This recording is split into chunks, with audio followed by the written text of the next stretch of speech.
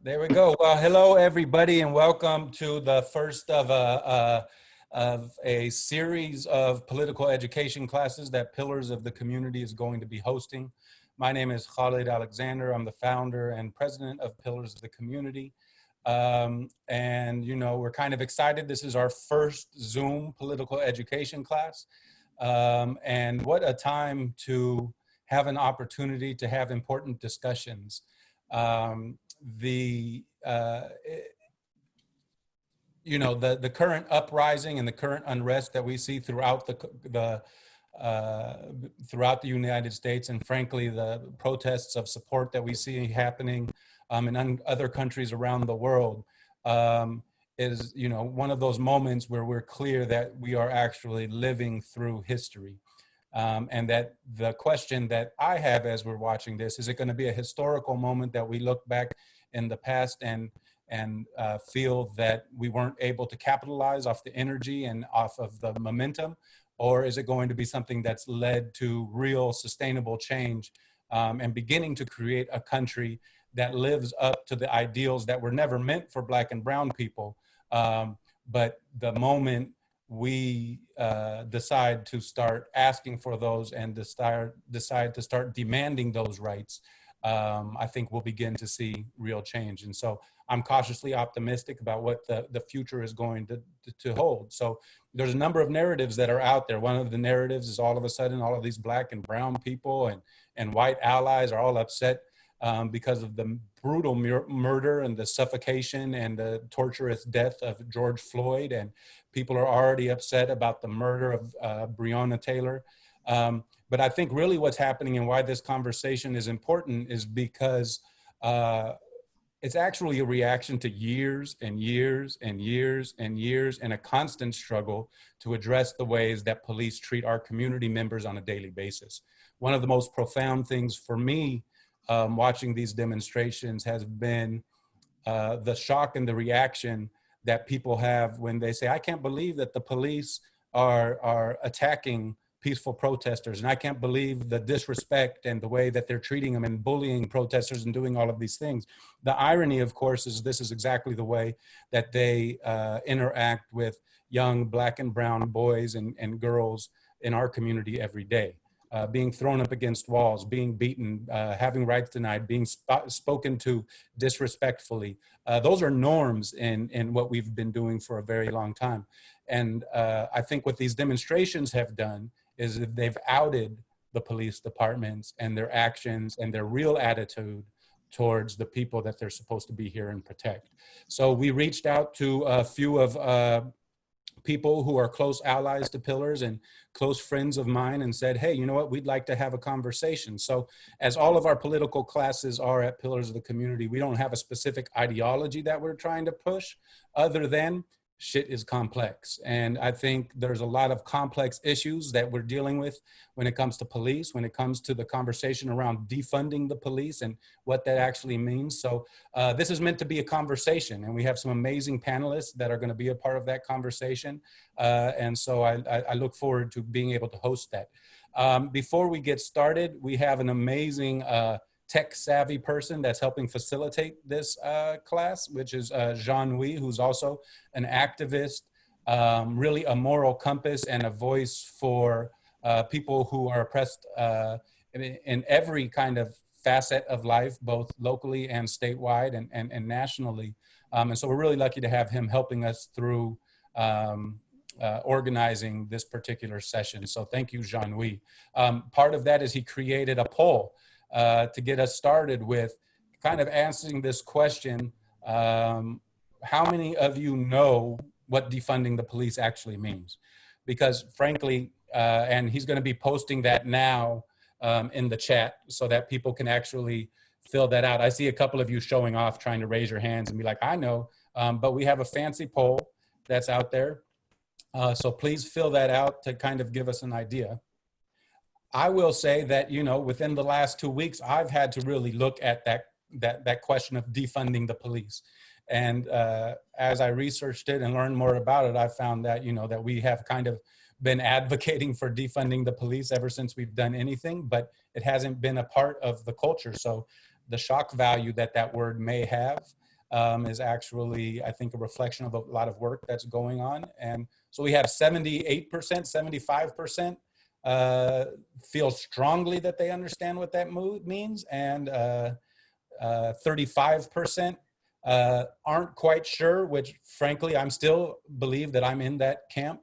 And 8% or 6% who are being honest and are like, no, I don't have the slightest idea of what defunding the police means, which is exactly why we need to have these conversations. And, you know, as most things, I think a lot of people here are already well read and aware of the issue, and that's why they're turning in. But hopefully we can increase the amount of people who aren't sure and go out from here and continue those conversations with our friends, with our neighbors, with our coworkers, and everybody else, because really we need to make sure that this momentum continues.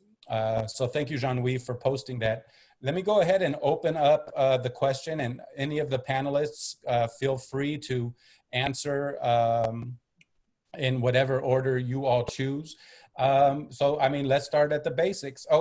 Let's start at the basics of introducing yourselves, your background, the organization you're with, and what brings you to this discussion.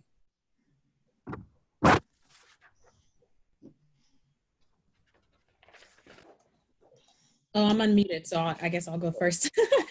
My name is Kim Moore, and I have been doing community organizing since 2005 in San Diego. And I've come quite a long ways from my early days as an organizer. I make no issues stating, you know, I was previously a reformist. It's still embarrassing to say that, but it's true. That's a part of my organizing history. Thankfully, I have grown out of that and moved to abolitionist practices. And I've been calling for defunding the police since 2013, I think, was when I first started understanding that police were serious issues and we could not reform them. I get down with Pillars. Pillars is that's my political home. That's the home team. That's squad. That's who I organize with on a grassroots level. And I just love all the work that we do and the things that we've created. And I'm here, obviously, because this is an issue that I'm wholeheartedly invested in. Last year, I started calling out to other organizers in San Diego to pull folks together so that we could actually create alternatives to police here in San Diego. So it's not something that's new to me. It's something that I have been invested in for quite some time and want to continue this work. I lean heavily on radical Black feminists of our time and past, and the Black liberation movement, who have also been pushing for abolition and defunding police for many, many years. It's not a new concept, but something that work that we're continuing to pick up and do. So that's a little bit of my background. My gender pronouns are she, her, and hers. And we need to make sure that we're normalizing gender pronouns in our work as well. And I'm happy to be here. Thank you, Kim. All right, I'm just going to call on people because I know that I've been one of those people who sits there in humility and waits to be last. So let's go ahead and move on to the one and only true pillar of the community, Laila Aziz. I just knew he was going to let me go last. In my humbleness. My name is Laila Aziz. I began community outreach work probably around the age 25 with a Youth at Work program where I knocked on doors all over Southeast, pretty much every single door, and really got to learn my community, got to learn how to activate and organize within my community. That later led to more social service work though.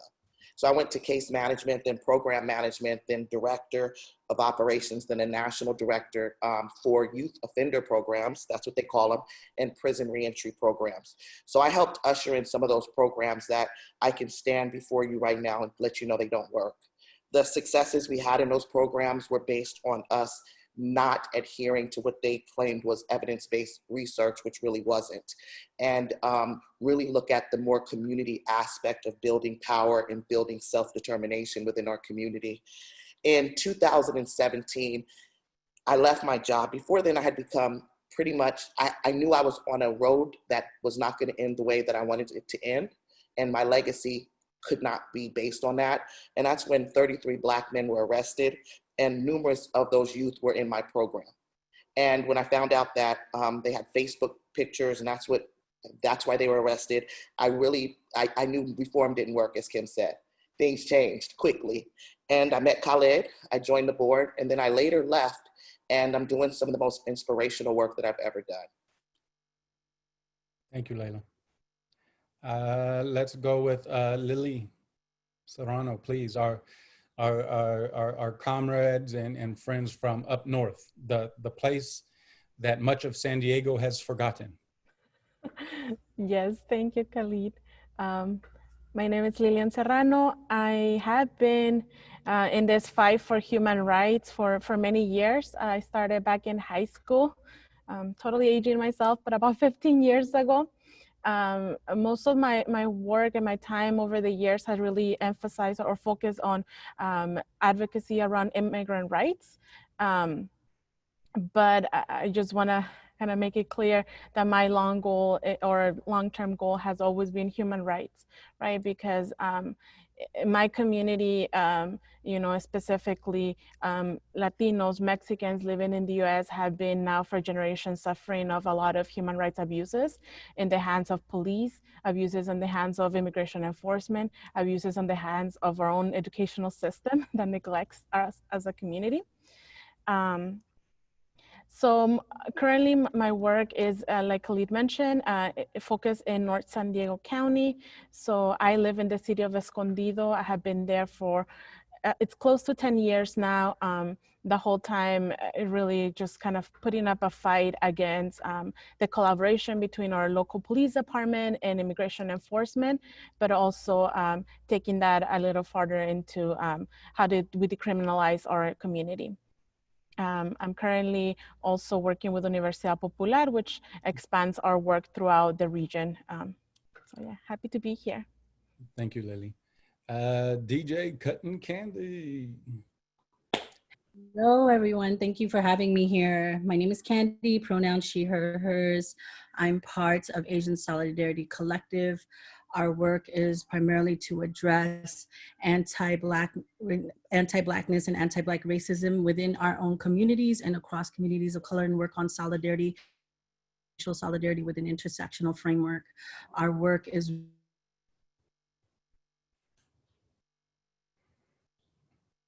Their work is so powerful, it freezes the system. It don't want me to speak. Goodness.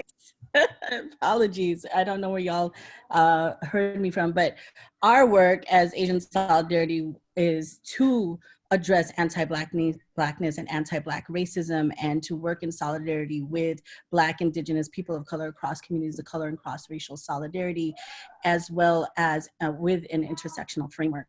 So for me, I'm here specifically to highlight the importances of my own positionality as an Asian American, as a Filipinx, what it means for me to support and to be in solidarity in Black liberation movement, as well as what is abolition to me. I've been an abolitionist for as long as I can remember. Anything that I say is nothing new, and we all know this. The work that I've been rooted in is off of learning from folks that I grew up with, and learned my own organizing work from stemming from home in New York City to people like Rosa Clemente, and learning and watching the work of Malcolm X grassroots movement, to folks here in San Diego, learning off the work of Yuri Kuchiyama and Grace Lee Boggs. So that's where I'm rooted from. And for me, I love to dream abolition into fruition. That is why I'm here. And I show up in solidarity with folks here, with pillars of the community, those who are on the ground, local grassroots organizers who do this work, supporting that work. So I'm appreciative of sharing space with all of you. Thank you. And last but not least, Flower. Hello, everyone. My name is Flower Alvarez-Lopez. I'm a Chicana. I'm also a North County, San Diego native, Upper County in the house. I'm part of a team called Universidad Popular and a program called Homie Up. I'm a Chicana educator with the program, and the program works with community members through a popular education model. We use popular education as a tool to reach community. I'm also a formerly incarcerated person. I know firsthand what it is, what policing is. I know firsthand what it's capable of and the effects it has on our families and our community.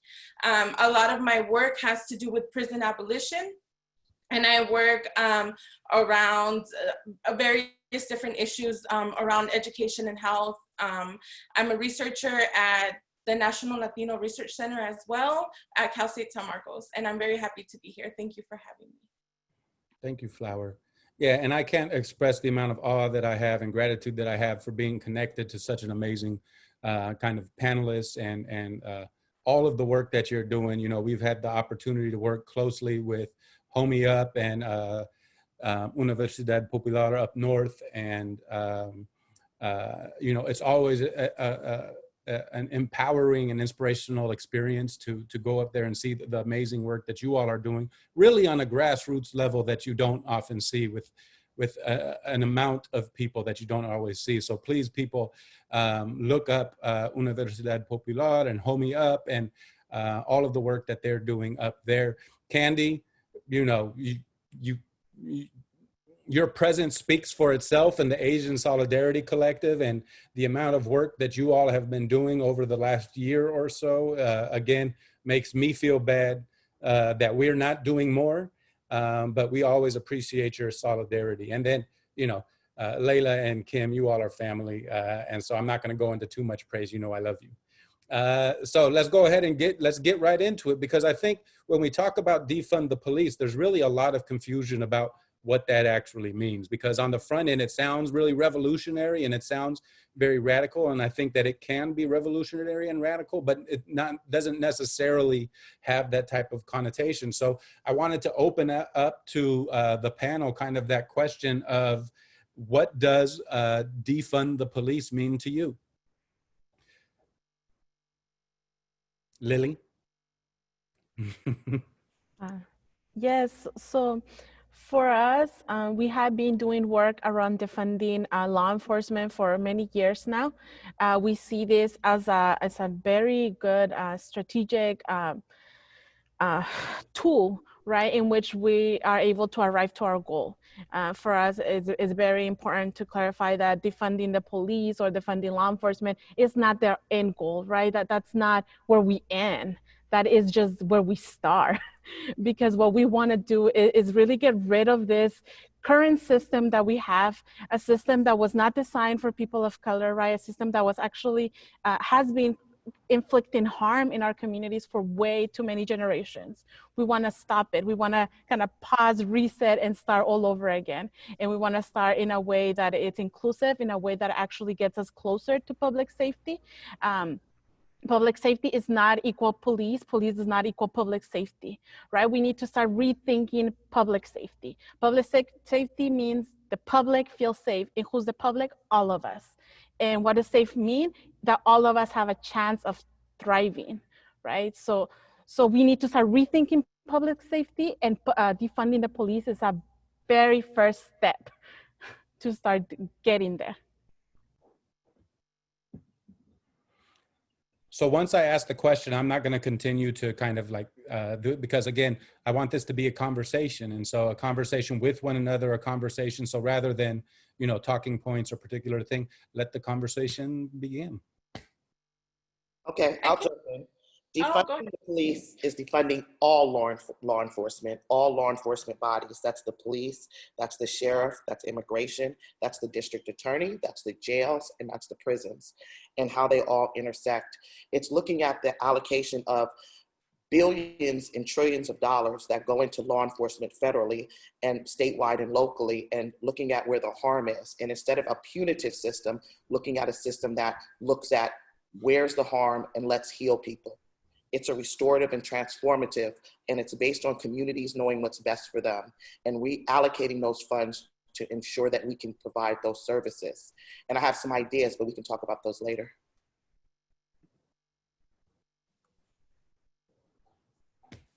So for me, defunding the police is everything that everyone has already said. And for any journalists or media outlets that may be watching this, we're very clear. We know what defunding means. It's literally defunding the police, taking away money that they get every year and putting it back into community. So there's a saying right now that is happening on Twitter, and it's defund the police, refund the community. Because for years, and I find this to be very interesting, that this has been a puzzle, something that media journalists can't figure out when their job is to research. It's been mind-boggling to me, because for years we have watched the systematic defunding of programs in our community. There's no question about that. But then, you know, these journalists have questions about defunding the police. Do they actually mean that? What does that mean? Yes, we mean it. The same way that y'all have continually pulled money from our communities, or specific to San Diego, how you have pulled money from communities and schools south of the 8 and sent those resources north of the 8. Like, that's what we're talking about. We are talking about refunding that money, running it back to our communities and the people who need it. So to me, that looks like pulling some of that money out of police budgets and putting it into mental health programs, right? Police have no business ever responding to people experiencing mental health crises. They are not equipped. They're dangerous. Why would you send someone with weapons to respond to somebody who is having a mental health crisis? What do you think is going to happen? That situation is going to be escalated, right? Defunding police is taking that money and putting it back into our children's schools. Have you seen the lunches that they're serving kids at San Diego Unified School District? Do you know that some kids have lunch debts? They're refusing children food because they have a debt, but yet our police are fully funded. That looks like pulling money from police and putting it into substance abuse program, because addiction is real and we should treat it as a health issue, a public health issue, which is what it is. Why would we send police to respond to issues like that? That to me is what defunding police means. It is pulling money out of their budget, their oversized budgets, might I add, because they're very large, and putting that money back into our people. When people have homes to go to at night, they are safer.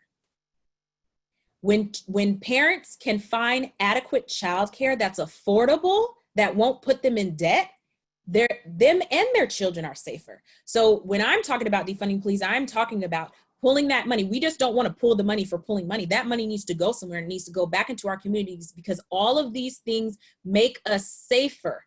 These social services make us safer than police responding to these crises that are happening or that people may experience. And we also, if we really want to be holistic about it, we would be talking about, because I know everyone's number one concern is, well, if we defund the police and then eventually abolish them, which that's me. Hello, I'm that person. Hi. We need to abolish police. But they think if we do that, well, then what about killers? What about, these people that go out and harm people? But my question to you would be, shouldn't we find out what leads people to that behavior first and address that? Because it sounds like something's not right. And if we're actually addressing that, then we wouldn't need police to respond to these things, because people wouldn't be out here, participating in these kind of behaviors. So we really need to meet the whole person in our community from top to bottom and address the things that are in deficit, because our communities have historically been defunded from. Well said.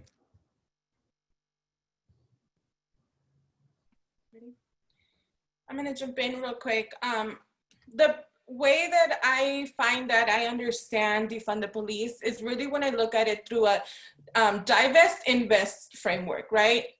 When I look at you divest funding from the police and you invest that funding into community infrastructure, right? Community-led infrastructure. So for me, it has been helpful to look at the work that our colleagues at CURB, California's United for a Responsible Budget, I've been working with them for many years now.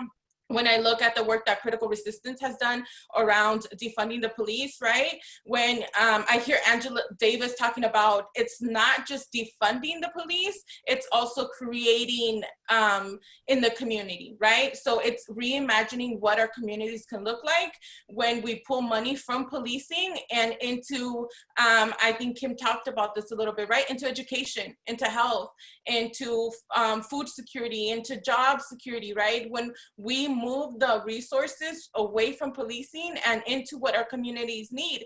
And even though I believe the hashtag is new, right? Hashtag defund the police.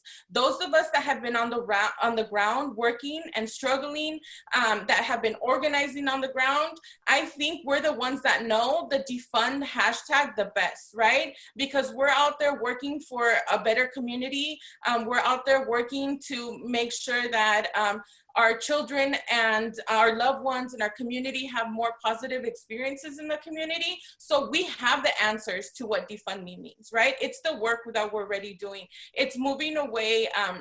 I know Pillars does a lot of work around gang documentation, right? It's moving away the resources from gang detectives and reinvesting them somewhere else, right? Somewhere where it can go into youth programs, somewhere where it can go into other different public health services. So I like to use that framework when I talk about defunding, because it's exactly what Lili said. It doesn't start with it doesn't stop with defunding. It starts there. Well said. Kandi, I think that's you. I mean, I echo and lift up what everyone's saying. Like, and I don't really want to repeat that, because I really think to the idea of defunding is also envisioning anew, building anew, because the question calls to mind for me, what does it mean? What are we replacing it with? So we can't talk about just the defunding part, because it's just the start. So for me, when I say I dream abolition into fruition, it's going to be beyond just defunding the police and moving towards that. So there's also work in our own communities on what we need to do to build anew, to replace what this system has never been designed for Black, Indigenous, people of color communities. So what that means is really understanding those alternative models and to paint and create it ourselves. This gives us the self-determination that Laila talked about. It gives us the agency and the autonomy and the power, building the power in our community, that we have the power to do that. And people in the communities have been doing that long before. Like, we all know that even in our own Asian communities, we cannot count on the police, that we have to count on each other. So there's a couple of understandings in what that looks like. It means that we have to build our relationships. And because in order to build our relationships, I look to models like the Bay Area Transformative Justice Collective that have really created these models of creating pods. Because, and whether you call it a pod or not, we know in our communities who we call on, that it's not gonna be calling the police, we're gonna call the folks that we know who's gonna protect us and show up for us. So with that, it means basically redefining what safety and security means, creating a culture of accountability, and then understanding policing. Like, I look to models of folks like Kat Brooks from Anti-Police Terror Project, who did defund OPD back in 2017. And Kat's work, they set up first responders. First responders are like, how did we think of this work? How do we protect our folks? How do we show up? How do we show up for our people? So we have to think of the ways it's also been naturalized for us to think, because policing is not just this idea that just came out of nowhere. It's an idea that was just created. And so it's become so normalized in how we think. So policing becomes a culture. It becomes a culture of how we police our children, how we police in school systems, how we police our own health, how we police people's bodies. So it becomes this whole culture where we're so used to that I have to decolonize the way I educate my children, how I raise them. So it's so innate within us. It's so naturalized that we don't realize that we weren't always like this before. You know what I mean? Because it's such a system that's been so normalized. So that means we have the power to create anew, because we weren't always this way. And it also comes to the idea of not just replacing it, but to come to the understanding on something that Mariam Kaba, who's an abolitionist, who's done powerful work also in like fundraising for folks to pay off their medical debt across this country. They've done it from city to city. This is the way we show up for our communities. So to me, when I think of defunding the police, I'm looking at this larger picture on how we do that. And so if we come to the idea that if one person is caged, then all of us are. So we have to think about that. And it's also mean being committed to the political education that we need in our communities to be able to get to these understandings. Kandi, yeah. Go ahead, Kim. I was gonna say, Kandi hit on something important too. Like, we have a real opportunity right now, and I want to thank, because I lean heavily on radical Black feminists. I mentioned earlier, Miriam Kaba is one, all the snaps. Angela Davis, who everyone knows or should know about, has been an abolitionist and doing abolitionist work for quite some time, as well as Ruth Gilmore. So I want to elevate those names. There are plenty others now too, some young, Charlene Carruthers with BYP, like there's so many. But I'm saying that because I am who I am now because of their own practices and politics. And Kandi, what she said just reminded me that, you know, we're in a moment now where we should be dreaming. Black women told me and encouraged me to dream and dream big. And I want to relay that to you all, because while we're saying defunding the police and pulling money out of police budgets, we can go further. I mean, why should cops be allowed to have administrative leave where they're still being paid? Why are they still being allowed to access their pensions after they're slaughtering us, right? Like, these are more options and more things to think about when we're talking about defunding. You know, we should be making cops liable for misconduct. Who do you think pays when they beat somebody down or kill someone and then that person sues, which they should, they rightfully should sue? Who pays for that though? Hi. Like, why should we continue funding that? That should be something that comes from the police themselves, like pull it out of their pensions, right? So I wanted to say that, and I thank you, Kandi, for what you said, because I don't want folks to just think linearly like, oh, defunding police is only about pulling money out of their budgets, but we need to be hitting all these different things. Pensions, administrative leave, all of these things we should be talking about in the spectrum of discussing defunding the police as well. Yeah, man. I mean, as some of you all were wondering why I invited these people, man. You know, these are my teachers right here. And so if I wasn't so busy listening, I'd be taking notes, and I can't wait to watch the recording of what's happening. For those of you who are listening, we are also have a list of some of the people that they're referencing. So we're trying to create a list of the names that they mention, and some of the organizations that we'll also post. So I kind of put that on Jean-Louis.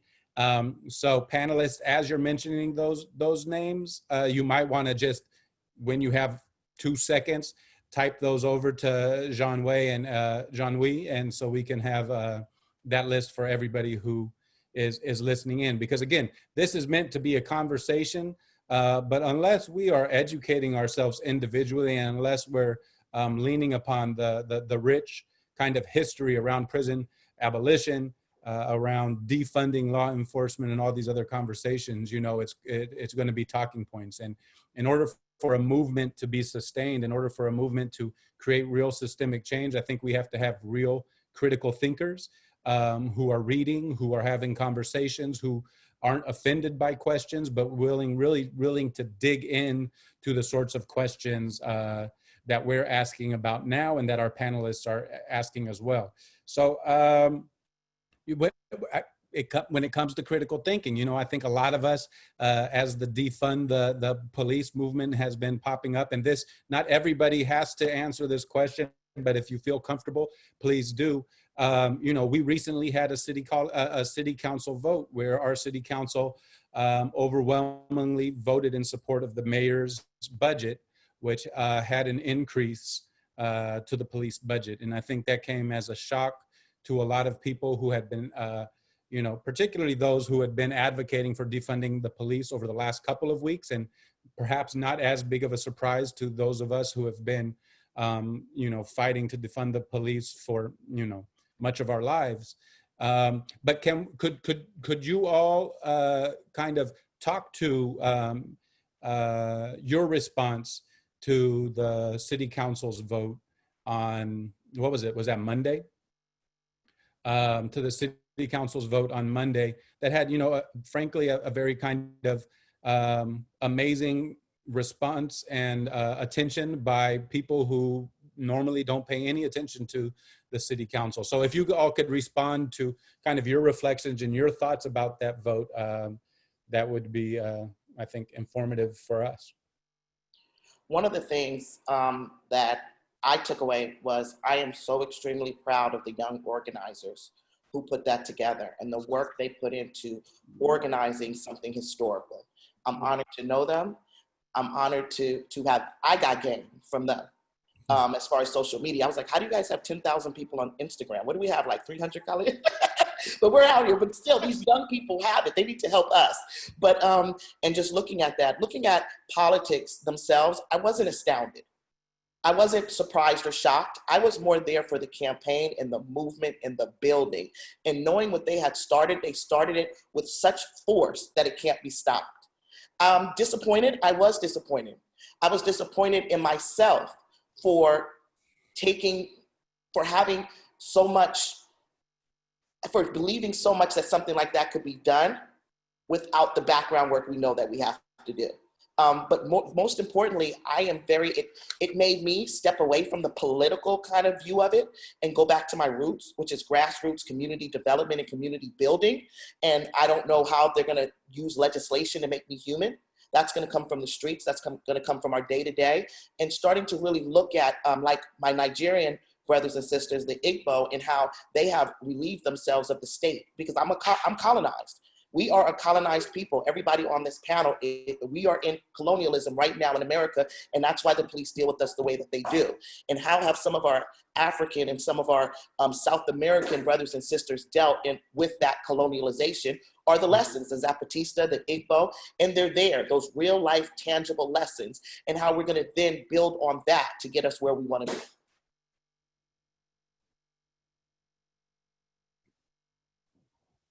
Yeah, I mean, that's a powerful, I mean, that's a powerful response, and the importance of us looking at how have the police been defunded, and how have other organizations, how have other movements across the world been able to do that.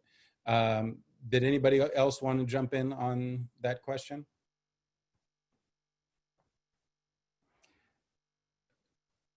So, you know, I will say that our councilwoman, Monica Montgomery, somebody who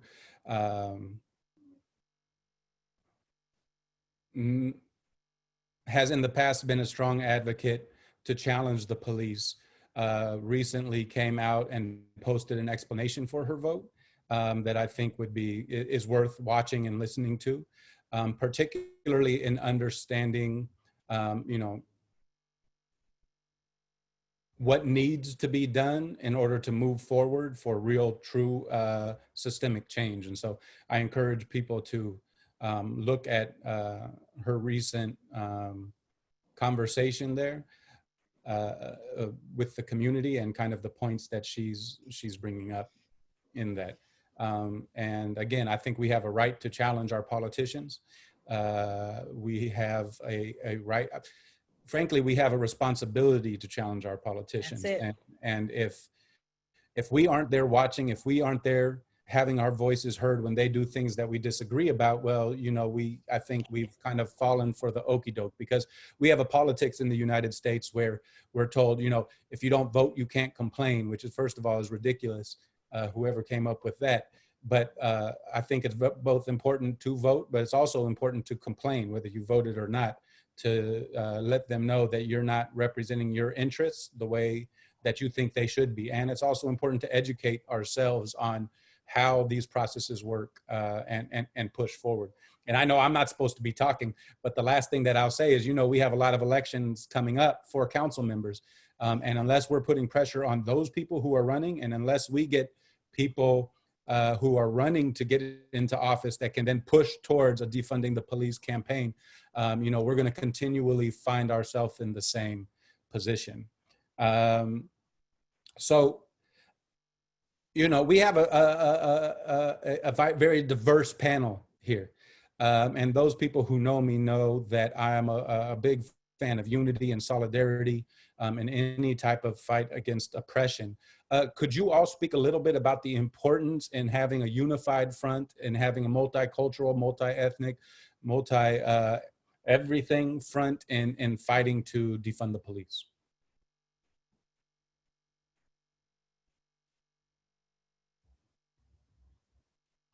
Call on someone, call it. Kandi. Oh man.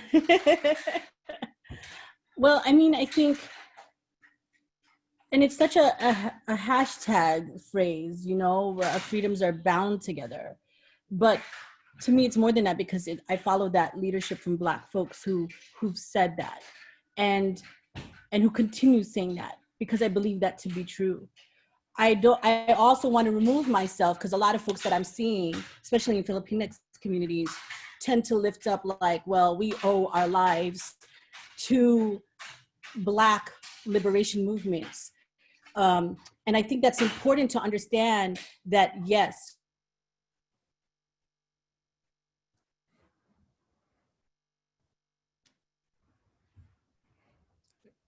Am I freezing? I think I'm freezing. It sounded deep, so you cut off, Kandi, at Black liberation movements. Yeah, and our work has, our freedoms are tied through the Black liberation movements, indigenous communities.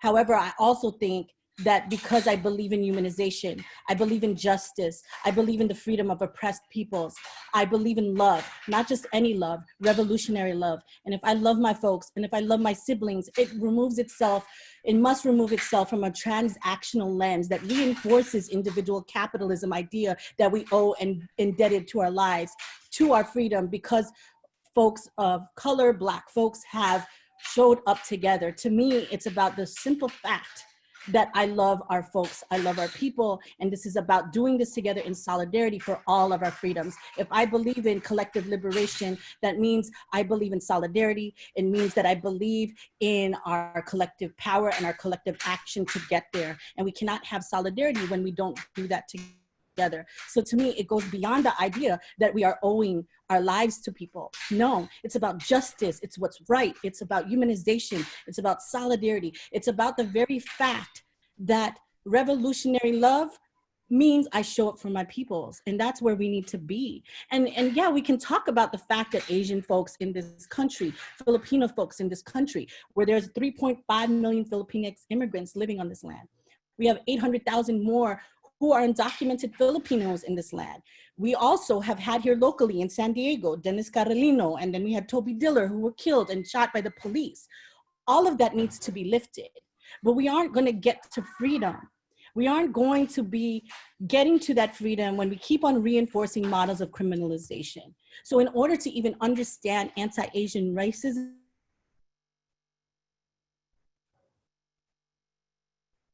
it must be the FBI or the CIA, because every time she about to drop it, it freezes up.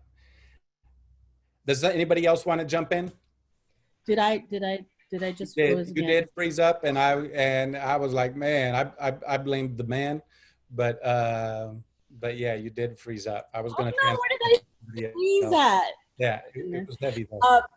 But it's coming to the understanding that in order to talk about anti-Asian racism, the deaths of our own people, is to understand that anti-Asian racism, as said by folks like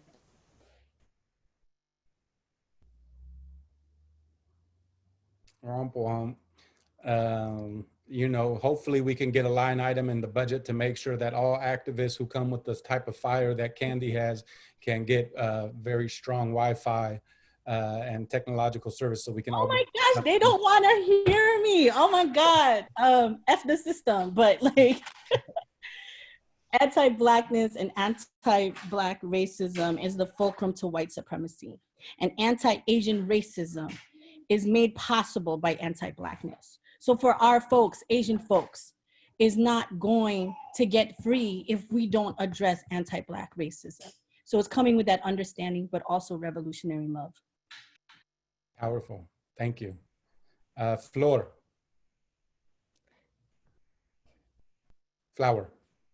I think Lili was going to go before me. Lili. Go ahead, jump in. Yes. Yeah, thank you for that. I just want to, you know, add on this conversation from a Chicana perspective, right?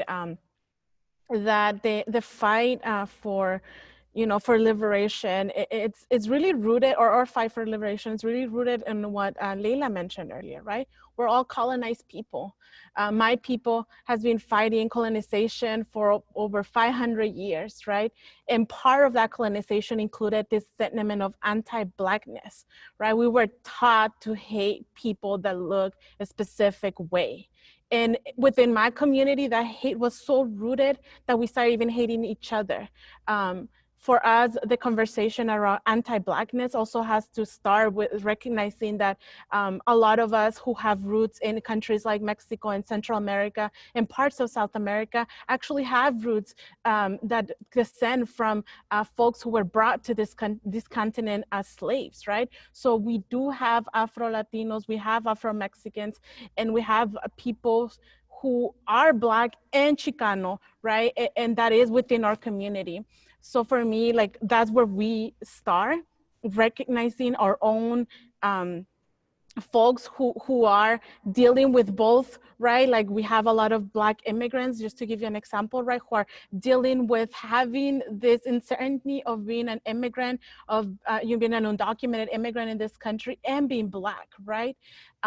So for us, we start there, but it doesn't end there, right? Because we also have, like Kandi mentioned, right? Like, all of us who are not white have benefited from this liberation, or the fight for from Black leaders, right? Because when we are fighting against a system of oppression, we have to understand that it's not just those who are fighting who are going to benefit from it. It's all of us, right? When we are talking about rethinking public safety, right? Like, when we're thinking about defunding the police, when we're saying we're going to put money into our schools, just to give you an example, we're not saying that money is only going to go to Black kids or only going to go to brown kids.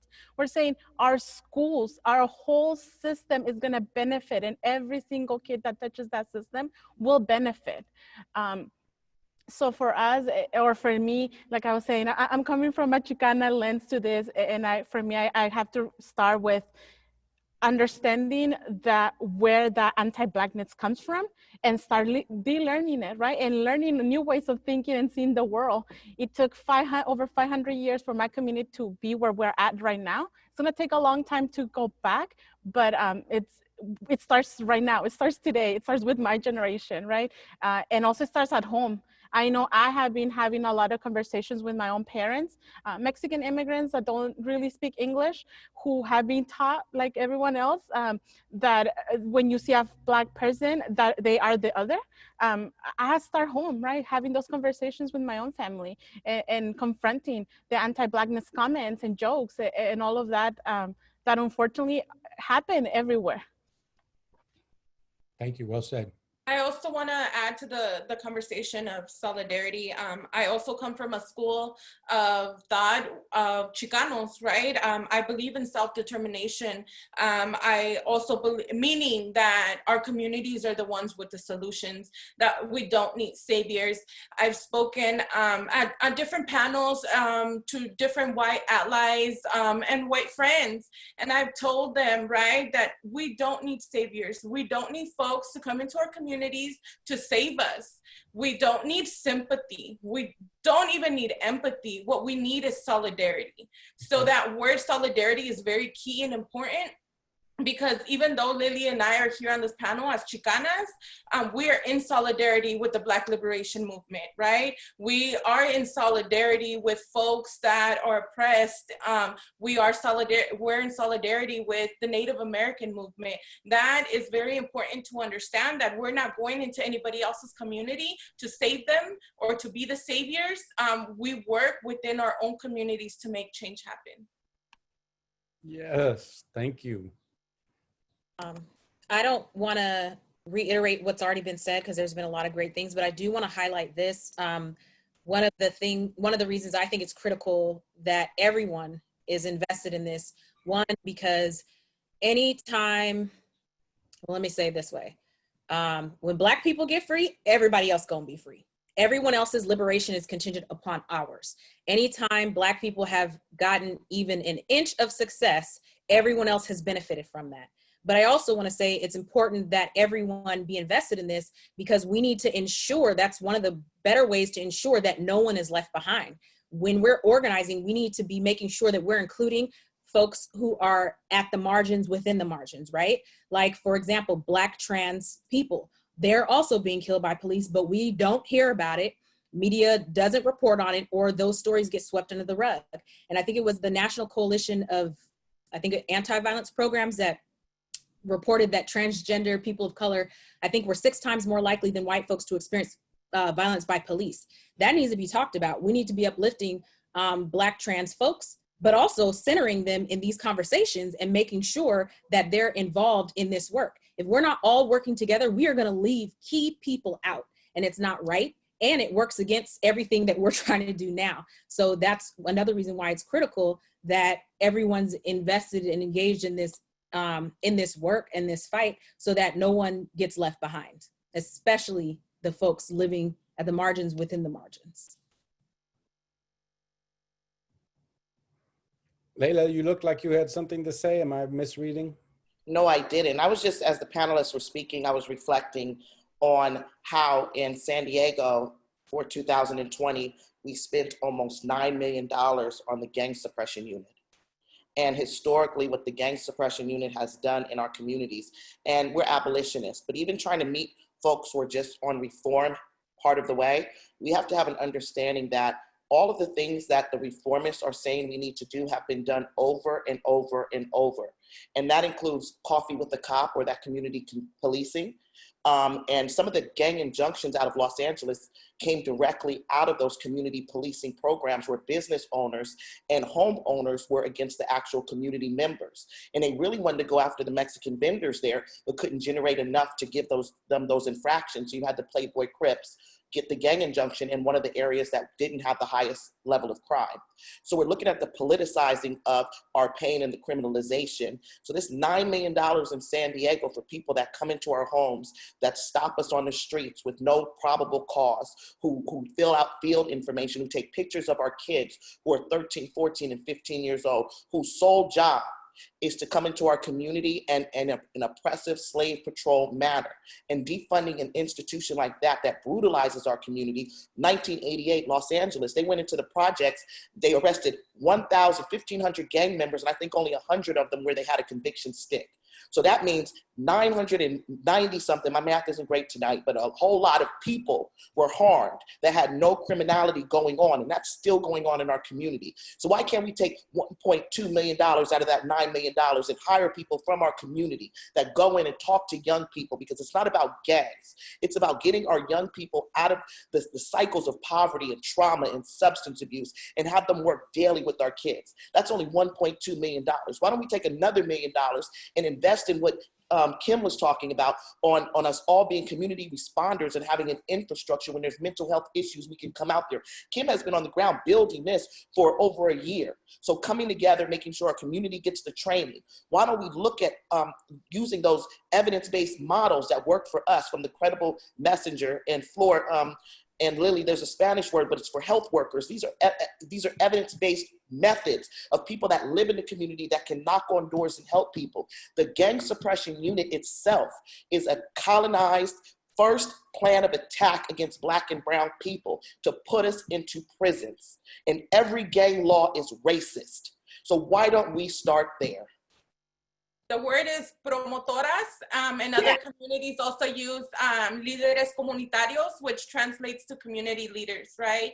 Training and empowering our communities to do the work that social services does, that researchers do, and that police do. And that's critical, because just consider in San Diego alone, how many folks, I'm about to name some folks, I hope they don't get upset with me, but how many of our own people have intervened and saved people's lives? Tasha Williams is a great example of this. Tasha has gotten so many calls when people are in the middle of a mental health crisis or a DV, incident of domestic violence, and she shows up on the scene and de-escalates, and she keeps those people safe. No police involvement. How many folks from Pillars, OGs, have intervened when young folks from different sets are beefing, and they've intervened to make sure that there hasn't been an all-out war or shootout? Like the one of the phrases that we've been using is "we keep us safe." And it's true, because we have all the tools that we need to keep our people safe, but we're underfunded. We've been defunded, right? No one's giving our folks the money to do that. I tell Laila all the time, Tasha needs to be paid for this. Tasha needs to be paid. Laila and I have many conversations about that, but we need funding in order to pay her to be responding to these incidences and crises that are happening. And if we don't have that money, and police have it and are hoarding it, and we're not actively fighting to pull that money and put it into these programs or people who are going to be first responders on the ground, then we're screwed. We're absolutely screwed. So we need to put that money where it belongs. We need to be investing in our folks who are actually doing the work to keep us safe. And it's not a new concept. Communities all over the world have been doing this for years. For years they've been doing this. So it's not like we're trying to do anything new. It's just a national call now. It's just the call has never been this great, which is why it's incumbent upon us to use this moment and to not waste it. Yeah, well, I mean, shoot, thank you, for those kind of enlightening responses. Shout out to my brother and comrade and teacher out there, Michael Odom. So I haven't been able to follow the chats too much, but he's been lecturing and teaching and addressing these issues and addressing the importance of looking at this as really revolution versus reformation. At addressing kind of the roots of capitalism and Eurocentric thinking and the way that we approach all of these. And I think that that's reflected in what everybody's saying and the importance of us really beginning to think on our own. We've been trained to think the way we think. And so it takes time to decolonize our minds. It takes time to be able to look at other things. And that requires reading. That requires a lot of other kind of modes of thought and conversation and frankly, dealing with one another. One of the other questions that I was able to kind of bring out that kind of follows in line with the points that Dr. Odom kind of brought up in the chat is I think there's a lot of people out there who don't necessarily understand the difference between reform and revolution, or reform versus abolition.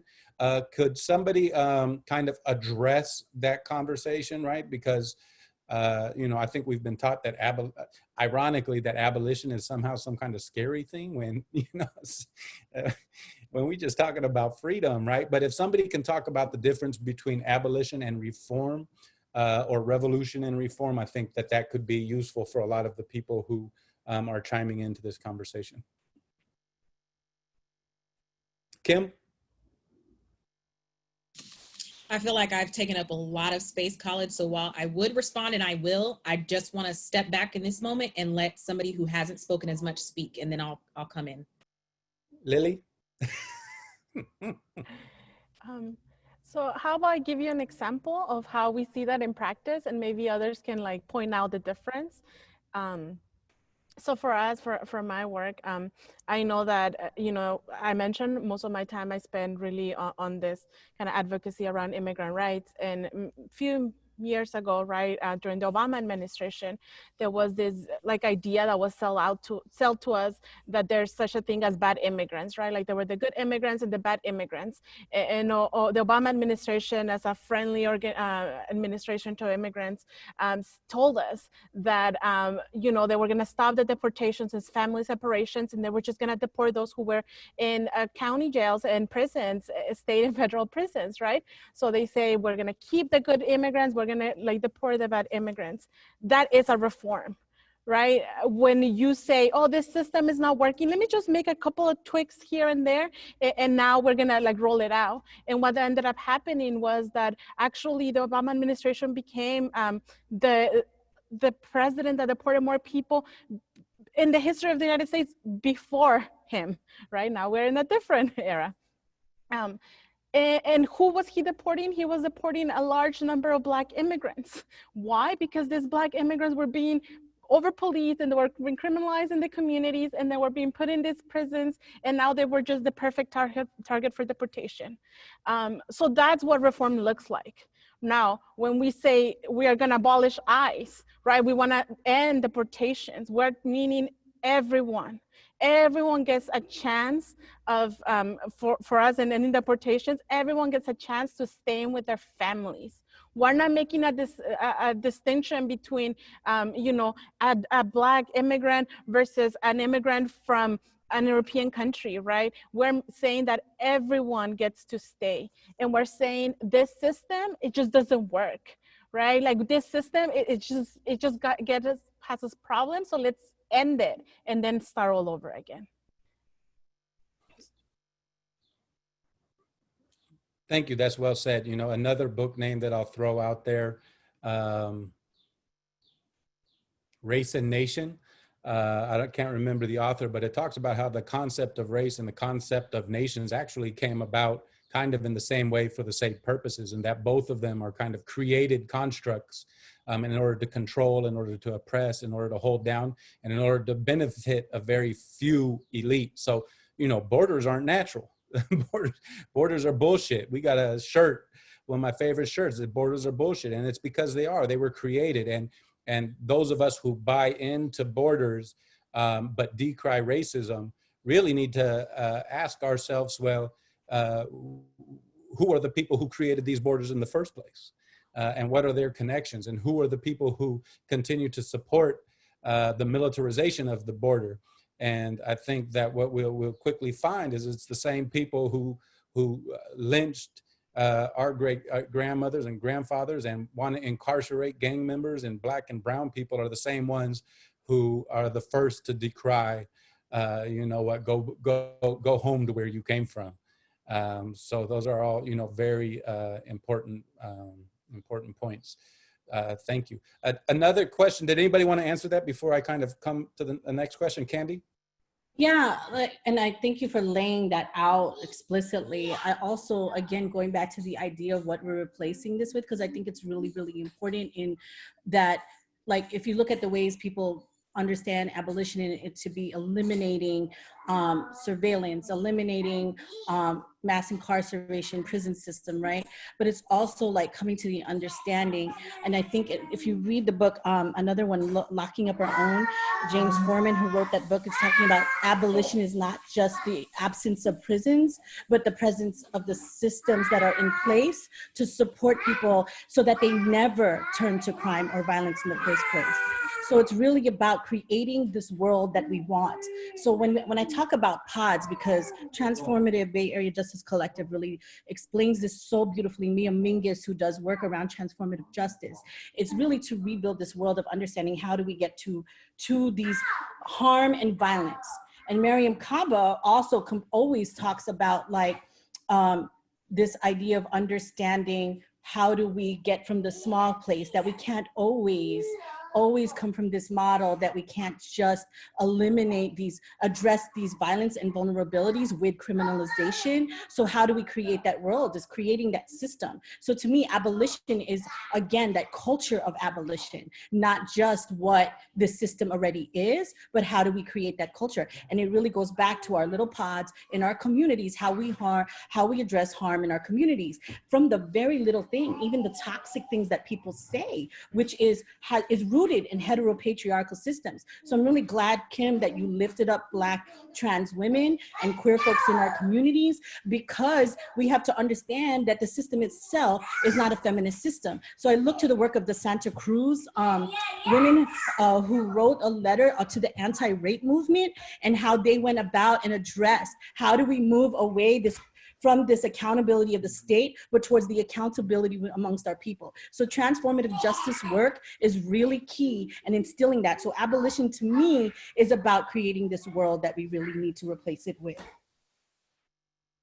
Khalid, can I jump in real quick? The text sent me one of the questions to answer. So this question that I'm going to be answering was in regards to my comment around solidarity. It comes from Emily. Emily says, would you say more about how to be in solidarity with Black community as opposed to just empathy or savior leadership, right? And I believe the change is going to happen incrementally. And Lili says it best. She says, with the decrease in budget instead of the increase, right? We can start there. It's also going to take a bottom-up approach and a strength-based approach in our communities to start creating and reimagining. We're going against a system that maintains the status quo and protects power, right? That's what we're up against. So when I talk about solidarity, white folk, y'all have been defunding the police, right? And I think AOC says it best, right? She talks about how white communities have been defunding the police, right? They divest from policing and into making sure that they have the top schools. They make sure that they have the top sports programs. They make sure that they have the top health services. So when we talk about defunding the police, AOC did recommend looking at models that come from white communities, right? Because it's already happening. So when I talk about solidarity works, it means that white folk need to start in their own community as well, right? Y'all start at home, like Lili said she did. She starts talking to family and friends about what it means to be in solidarity with Black folk and brown folk, and what it means to be in solidarity with Native Americans. So the change starts at home. Even though it is structural, right? We can take a step and start at home. And I want to emphasize the part about the savior, right? There's a lot you can do in your own community. Yeah, I mean, when that's a good point. I wonder what kind of conversation we would have if we began to demand that we take money away from private schools and schools that get lots of money from taxes and give that to the police in those neighborhoods. So just to clarify Flower's point, I think that she was saying when white people are defunding the police, they're defunding the police in their own community, but have no problems with funding the police and kind of the militarization of Black and brown communities and the border community. Khalid, yeah. I wanted to speak really quickly to the reform conversation that's happening, because as you know, as many of you may have seen or known, a platform called 8 Can't Wait was released, which is filled with 8 reforms that are horrible because the majority of police departments already implemented them and they're still killing us, right? So to put things into perspective, the history of policing is critical when we're talking about abolition, right? And we need to understand how things started and why they were formed. And so policing in the North was about protecting goods and materials and shipments of things, right, and property. And in the South, it was about maintaining control over enslaved Black people, and they were known as slave patrols. Well, they went from slave patrols to police. That is the reform. Police have been reformed. We're experiencing the reform now.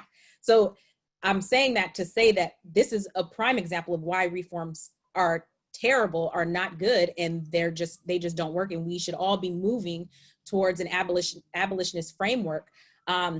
Think about back before there were body cameras, or when there were body cameras, or some body cameras, and people were saying things like, oh, we should require that all police have body cameras. Well, Stephon Clark, they turned their body camera off and killed him. Like, come on now, the body cameras are here, but they're not using them. So that's a reform. And we see it's not working. And even then, we have body cameras and they're leaving them on and brutalizing people and killing them. That is not okay. So we are already in a reform. The police and prisons, like that, slavery was no longer socially acceptable. So it transformed into something just a little more beautiful that people could manage, and that's prisons. Same with police. Like, we're experiencing the reform now, and that's why we have to abolish these things.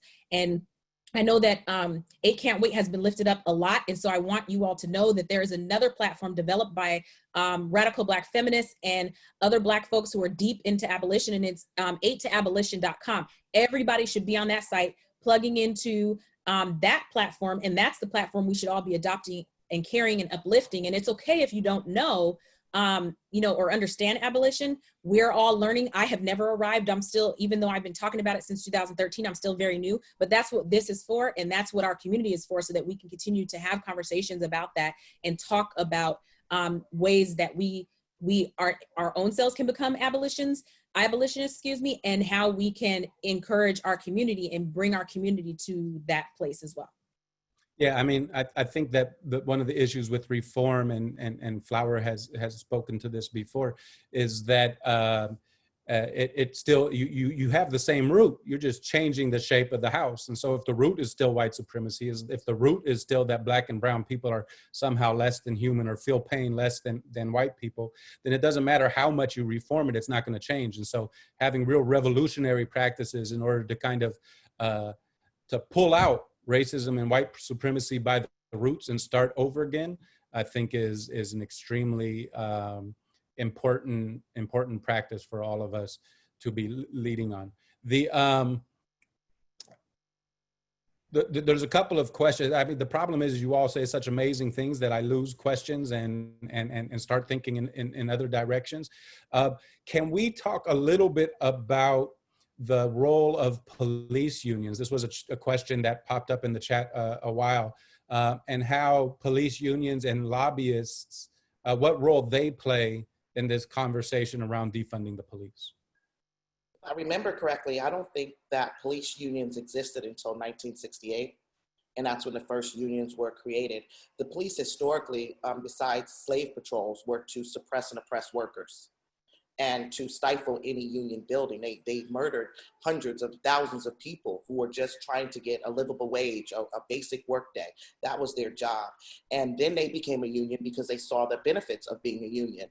And I think it's criminal that the police department can call themselves a union, period. An association of criminals, I'm okay with.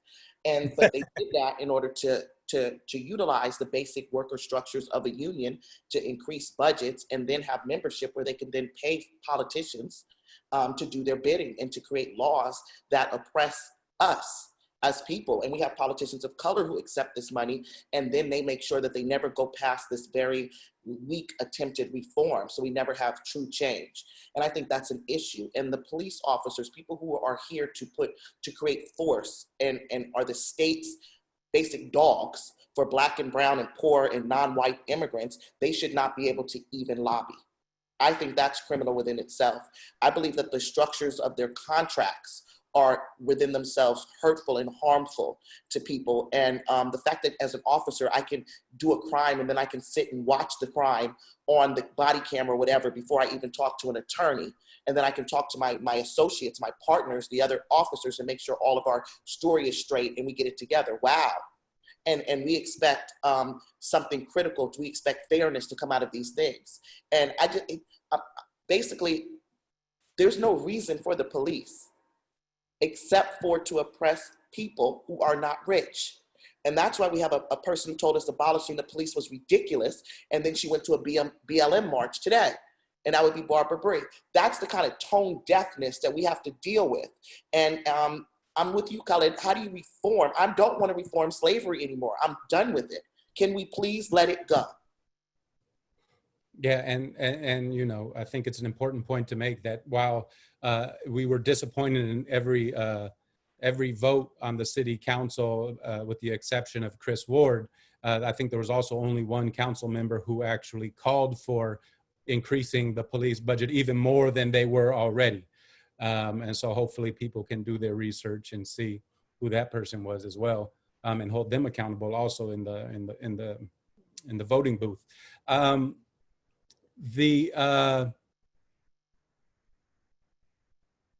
Did anybody else want to answer that question about police unions and their involvement in what we see happening? As somebody who actually gets paid to work in labor, I would be remiss if I didn't say anything. So for those who don't know, I'm employed by UDW, which is a statewide union. Our headquarters is here in San Diego. We represent home care workers. And I have been work in the labor movement now for 6 years. And Laila hit on everything. Police unions are anti-worker. Okay, we should only stick to calling them associations. They should not be called unions. They're anti-worker for the reasons that Laila already laid out for us. But what I would encourage folks to do, because there's no need for me to go on, Laila did an excellent job covering that, is AFL-CIO is the House of Labor. And if there's labor folks on here, they're probably going to get upset with me, but I don't care. AFL-CIO is our House of Labor. That's where basically almost all unions are housed under the AFL-CIO, and they have the power to determine whether or not they're going to disassociate or continue to associate with police unions. So as a call to action to you all, I would say if you are a member of a union, make the demand of your union. I know I have talked to my boss about it. Our parent union has asked me, so as UDW, we can't do anything, but our parent union, that would be their place to do something. I've made my demands clear. I want us to disassociate. I do not want police unions to be a part of labor. They have no place there. And if you're a part of a union, you should be pressing your union to make that demand. Several unions across the US have written letters to the AFL demanding that they disassociate from police unions, but we need more, because the president of the AFL said that he will not, and that we need police unions, and that's not true. So I would encourage you, if you are part of a union, to get with your folks and make that demand of the AFL. Well, first make it of your own union, and then take that demand to the AFL, tweet them, call them, email them, anything that you can do to make sure that they know that we're fed up, and police unions are anti-worker. There is nothing constructive. They literally work against working people, and they kill us. They kill union members. Like, hello, Michael Brown's mother was a union member, UFCW. Like, the connections are there. So I would encourage you all to make that demand. I have done my part. I'll continue to do my part to elevate my voice. I don't care who is annoyed by it, but that is our responsibility as union members. We need to make that demand, and we need to make it clear and heard. And maybe, Jean-Louis, we can put the contact information for sending emails or letters to the AFL-CIO in order to make that demand. And again, as Kim was saying, you know, as a proud card-carrying union member myself, I think it's important for me to, and all of us, to encourage our unions and put pressures on our unions to distance themselves from a racist, oppressive, anti-worker association that has passed itself off as union for too long. One of the questions I think that's out there in a lot of people's mind is, okay, if we get rid of the police, how are we going to protect ourselves? If we abolish these systems, how are we going to, like, a lot of people who's this idea that, oh, well, that's ridiculous. Can you all, or can, you know, one of you or two of you address that kind of valid question, I think, that a lot of people have when it comes to abolishing the police and defunding the police? Policing is modern, it's new. So we have to look before policing, what did we do? And look at all of the other, and within Jim Crow and Black codes and after slavery, Black people did not call the police on each other. We dealt with these in our communal relationships. We dealt with these on having structure within our community. In Nigeria, they call it age grade, where the elders meant something, and people were held responsible from community pressure. And people were actually part of the community. So we didn't tell people that you're not part of the community and make them leave and not give them any assets within the community. Everyone had worth and purpose. And I think that's where the leaving policing comes, with ensuring that everyone in the village is a part of the village. Policing, the conception of policing was the English going and wiping out the Irish. That's how we got our first real kind of police officers. And then later with slave patrols, they really took off in America. So if we look at policing, that's the last thing we need to be doing, because that demonstrates that there is an issue with what's going on in our society if we need police in order to keep the government's interest at hand. And it also demonstrates that we are still under tyranny. We are in a fascist kind of world. Some of our politicians seem like sociopaths, and we talk about the criminal mind, but people are rewarded in America for having a sociopathic way of living, and they end up being the leaders. So in order to do that, we kind of have to pull away from some of those things, because I think America is going to hell in a handbasket. But, and really look at, as people, where do we see our lives, and stop with the good cop, bad cop. But there's great cops and a few bad apples. The system of policing is racist. That's what we need to deal with, the systemic issue of policing and colonialization in America, and why we have the highest rate of putting people in cages like animals. Well said. Anybody else want to jump in there, or can I kind of go towards our wrapping up? So if all of you can take a time, and one of the things about our political education classes that we try to emphasize is always ending on time. But if we end up going over a little bit, that's all right. But if you can all speak a little bit to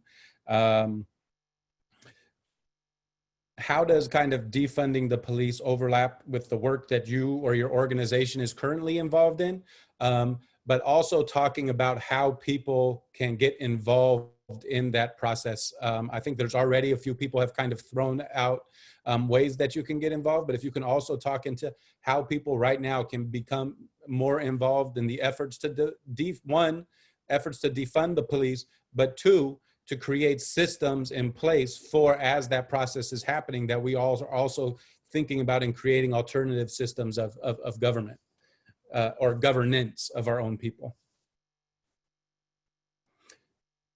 Kandi. Okay, we know you can call me.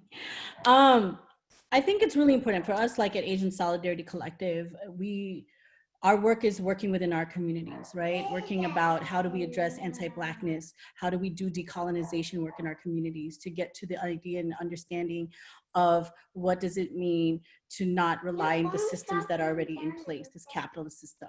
So that's one portion of it. The other part is when we get to this place of these concrete understandings and foundational understandings is to then do the work in showing up, but more than just that, like how we do it in our everyday lives. Like when we're trying to get to our own freedom, we got to be really intentional of how that impacts other communities. And I'm not going to do it at the expense of Black folks. I'm not going to do that in the expense of other brown folks. I'm not going to do that at the expense of any other oppressed lives. So for example, like even when the anti-Asian racism was at its climb and started continuing to escalate, like people are calling, Summer Stevens, who then puts out a report, hate crime hotline. And I was like, no, we're not doing that.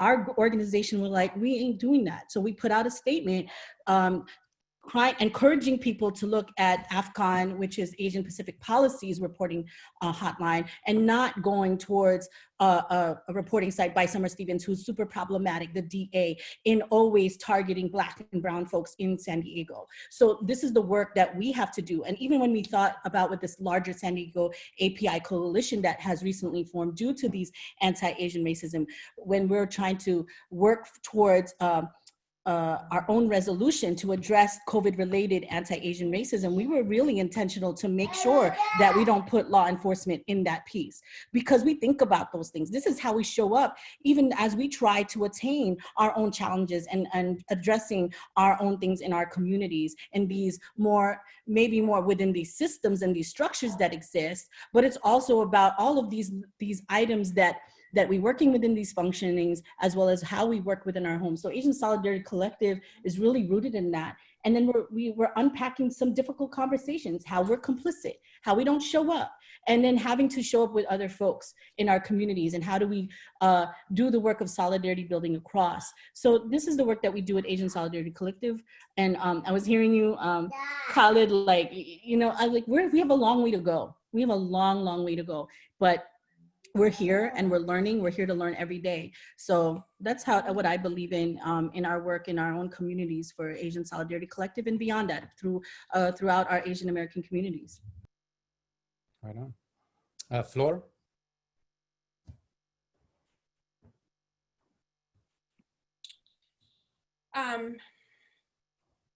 For the reform folks, right? Reform doesn't dismantle institutionalized or systematic racism, it evolves it, right? So with that being said, I believe the divestment should happen. One, in schools, the school to prison pipeline, we should not have resource officers in schools.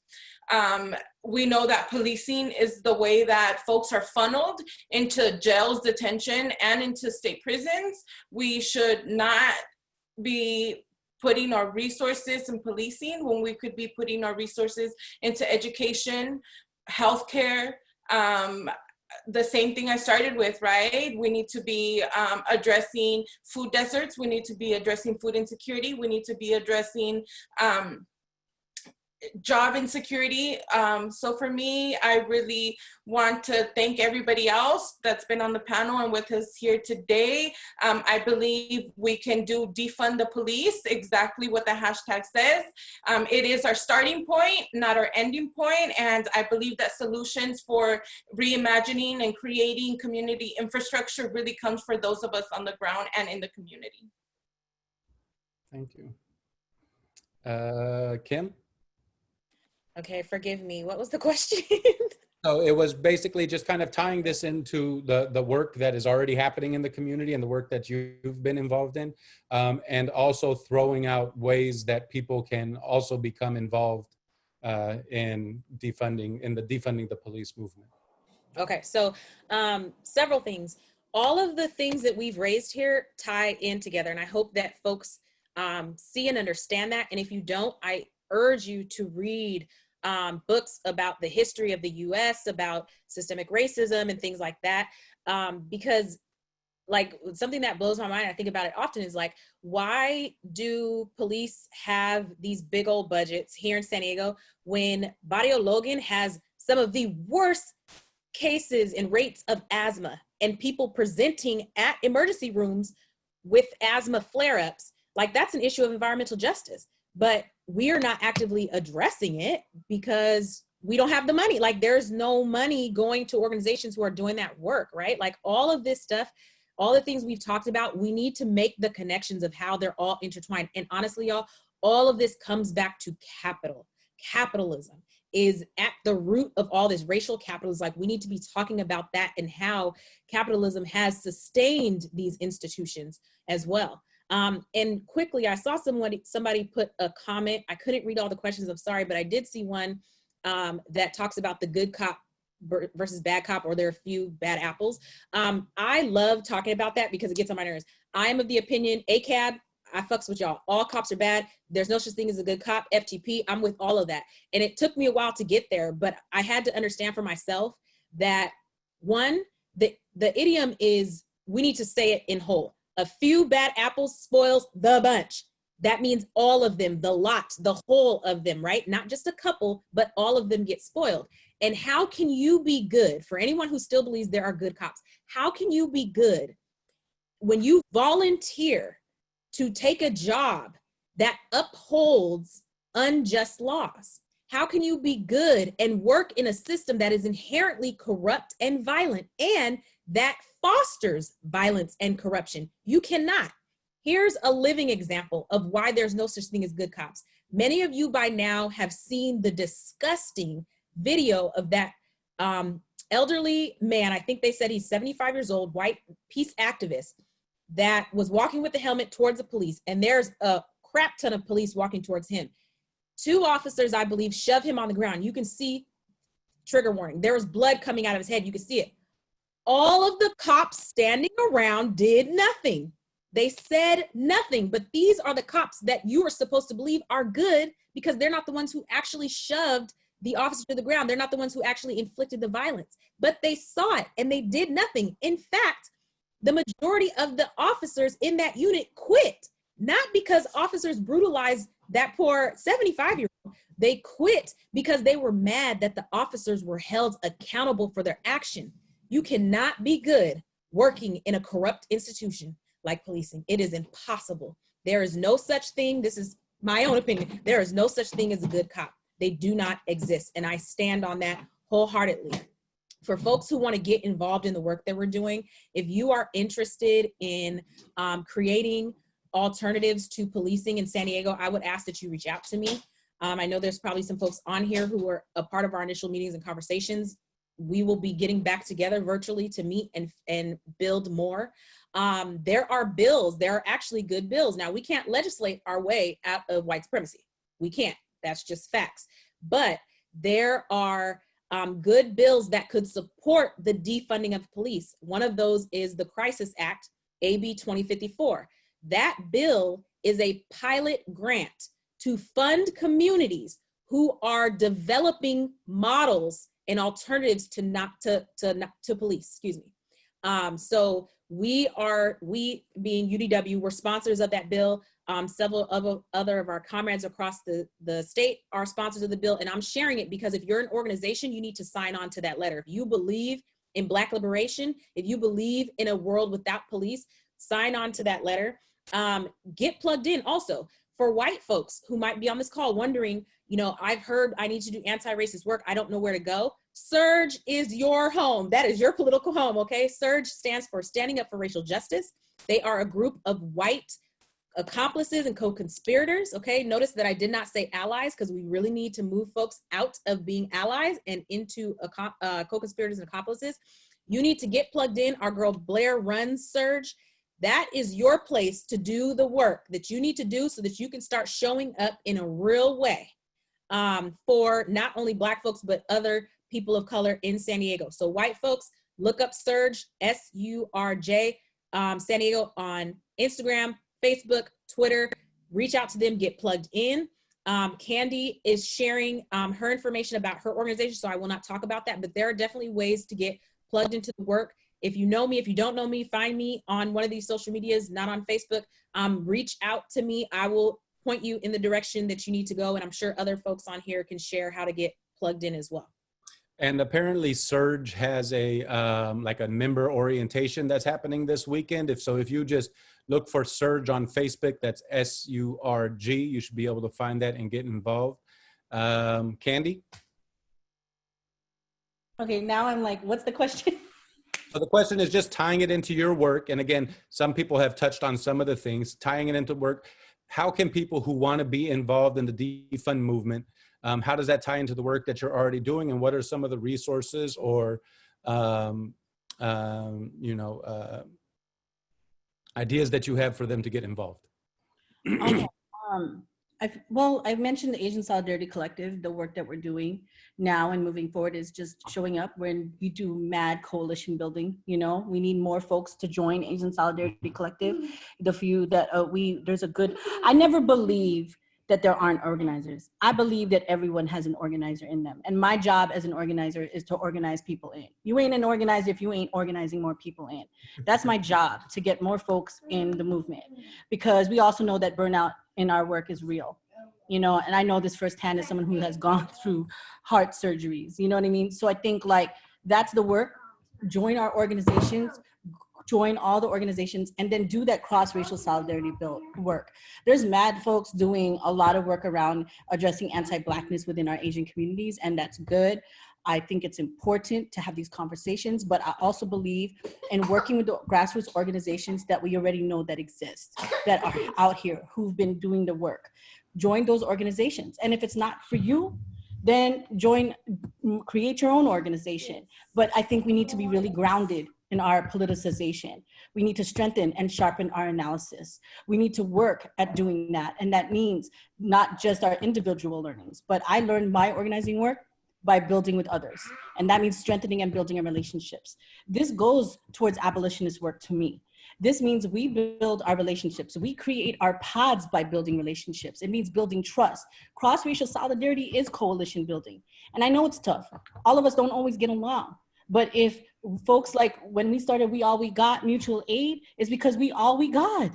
Mutual aid is abolitionist work because it's about justice, not charity. It's about solidarity, not charity. Mutual aid is ways that folks learning from Black Panther parties that showed up for each other. People in Puerto Rico that showed up for each other when the hurricane happened. People have been doing this. This is coming from indigenous roots in our communities who showed up for each other. So mutual aid is nothing new either. You know what I mean? So I think we need to really create that culture.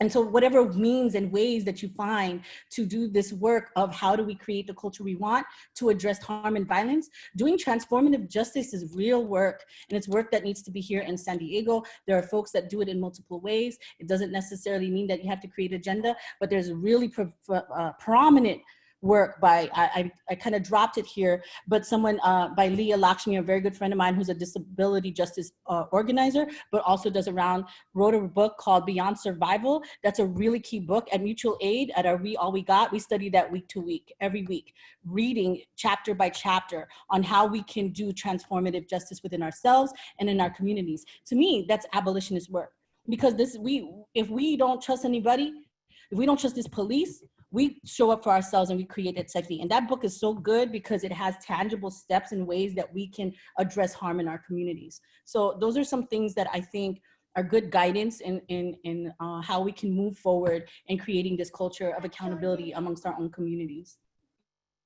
Thank you. I haven't been keeping great track, but I think the two people we have left is Laila, Aziz, and Lili.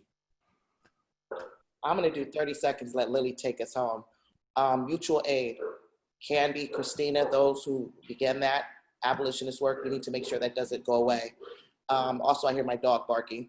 The bail fund, you're going to see us do abolitionist work. We were well funded in our community, invested in defunding jails and prisons and abolishing police. We're going to show you what that means to us as we bail people out and we hold our community members, including ourselves, accountable through support, through healing, through conflict resolution. You'll see some of that coming out as we then eliminate cash bail, hopefully in November.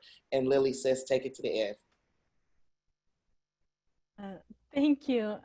I just very quickly, I want to address a question that was sent to me around how do you address anti-Blackness in a non-Black family, because I share how I did that in my family. It kind of goes back to what everyone in this call has been saying. We need to know our history. You need to educate yourself. You need to learn history. All of these systems, you know, they were not created yesterday. They were not created a year ago. They were created hundreds and hundreds of years ago, and they were created with a specific purpose. And that purpose is to keep our communities, Black and brown communities, down, to oppress us, to kill us, to use us to build their empires. And as long as those systems have been around, and I just kind of learn the history and share with folks around you. If you're just keeping all this knowledge, that's not going to do any good. So share with everyone that will listen, everyone that will give you 2 minutes of their day, right? And that's what our people has been doing, right? And I speak for my own organization, but I know I speak for long history of human rights and civil rights leaders that as long as the systems of oppression have been around, our people has been resistant. Our people did not take slavery and they just like say, okay, hands up, take me, right? Our people did not see the white invader that came into our land and stole our land and just say, here, I'm leaving. Our people has been resistant. Our people has been educating. We have been educating each other and ourselves. Revolution has been brewing for generations. And every so many years, we have this window where we all can just go and take it to their front lands, take it to their courtrooms, take it to whatever they're at and demand freedom. We are in this window right now. You can plug into organizations that have been doing defund work for many years. We can educate you, we can bring it to them, but we're now in this historical moment. And the question is, what are we doing about it? Right? What are we all doing about it? And I hope that every single one of us in this call, I hope that your answer is, I'm taking it all the way to the top and I'm dismantling this oppressive system. So I just want to end it there. Yeah, thank you everybody, all of the panelists. You know, one of the most difficult things about doing something like this is we have so many amazing people in the community, so many amazing organizations that are in the community that we aren't able to bring everybody on. You know, shout out to People Over Profit, who have also been doing a lot of work with this. Nadia Contreras, who's been, you know, on the front lines of this work. And anytime we put a call out, they show up. She shows up in solidarity and has really been pushing. So there's so many people, so many organizations that we weren't able to have on this particular panel. Again, this is the first in a series of political education panels. All of them are going to be around kind of the subject of, as Kim so eloquently said, fuck the police. For those of you who are saved, darn the police. So I hope that you can all jump in and follow along next Friday. Again, get involved. A lot of you out there are already involved. Keep doing what you're doing. Stand in solidarity with one another. I have nothing but, you know, pride in being from San Diego and being from such an amazing community that's really pushing for real, sustainable, meaningful change. pay attention to the link or the Google Doc or whatever that Jean-Louis has been furiously working over for resources. Reach out to organizations like Homie Up, National Latino Research Center, Pillars of the Community, Asian Solidarity Convective. Jean-Louis runs like 20 amazing organizations. One of them is like something about we. It involves we. I know it has the plural in there. We the people. We the people, baby. Get involved in We the People. A little bit self-centered to name an organization after yourself, but you know what? Nobody's. Hey, who am I to blame? I appreciate everybody for tuning in. Please continue to tune in. Please continue to be involved in your communities. Get to know your neighbors, know one another. You know, we're never going to be able to not call the police if we don't know our neighbor's name. We're never going to be able to not call the police if we don't have communities that can stand up and stick up for one another. And as Dr. Odom continuously points out, is, you know, part of the capitalist system has been the destruction of community in favor of profit, the destruction of community in favor of capital, and we're the ones who lose out. And so doing whatever we can. So, you know, they're saying, do whatever you can, even if all you do is shout. I mean, do whatever you can if all you do is say hello to your neighbor. If all you do is bring them some cookies or do, you know, whatever it is that you do, we have to have those relationships with one another, because if we don't have those relationships with one another, we're going to continue to be dependent on a racist, militarized system that was not created to help and protect us. It was created to keep people in line and keep people in check, and to protect the elite and those people who continue to benefit from our labor, benefit from our pain, and benefit from our toils. So everybody, thank you everybody so much for being involved. Amazing panel. Jean-Louis, you the real VIP out there, man. We wouldn't have been able to do it without you. And again, please look on Pillar's webpage, pay attention to the political education classes that will be coming in the future, and look up all of the people who are on this panel. We got a lot of work to do, y'all. Kim? Call it really quick. I know folks were asking on Instagram if this was going to be recorded. Yes, it is recorded. Please see Jean-Louis to find out where you can go for the playback. And then also, if you're watching this and you're privileged, then you can show up in more than one way. You can open that wallet. Okay, the best way to support some of these orgs is to give directly, direct giving. Give your money to Pillars. Give your money to Asian Solidarity Collective. Give your money to Lili, Universidad Popular. Did I say it right? Right? Reach out to these orgs. Open that purse up if you were privileged in that way, because you can show up in more than one way for our community. So we're going to be tapping everybody. But yes, this is going to be recorded. Look to Jean-Louis for that. And I think somebody else asked if they can take snippets of this and put it on social media. I give my permission for that, but other panelists would have to give their permission for that. Jean-Louis, did you want to talk briefly to what the follow-up is, how people can access the recording and all of that? And so after the event is over, the recording will be downloaded, and I'm gonna hand it over to Pillars, and you guys should be able to upload this on your Facebook page as well as your website, and people should access it there.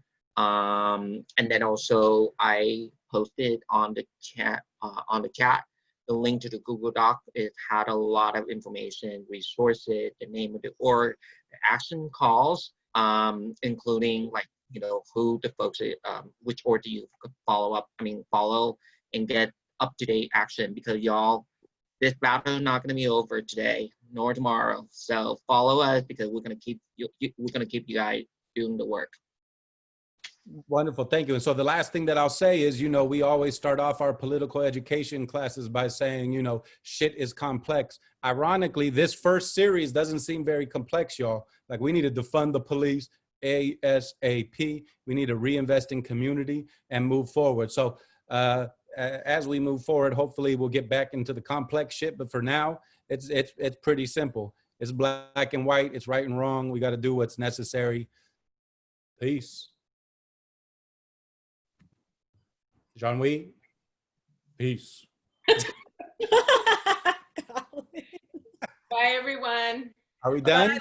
Great. Thank you all. Hey, you all are amazing. Thank you so much. I don't think it could have gone any better than what did happen. It's an amazing beginning conversation. I'm eternally grateful to all of you that were on this panel. And Jean-Louis for making it possible. Yes, Thank thank you. you. Jean-Louis. Yes.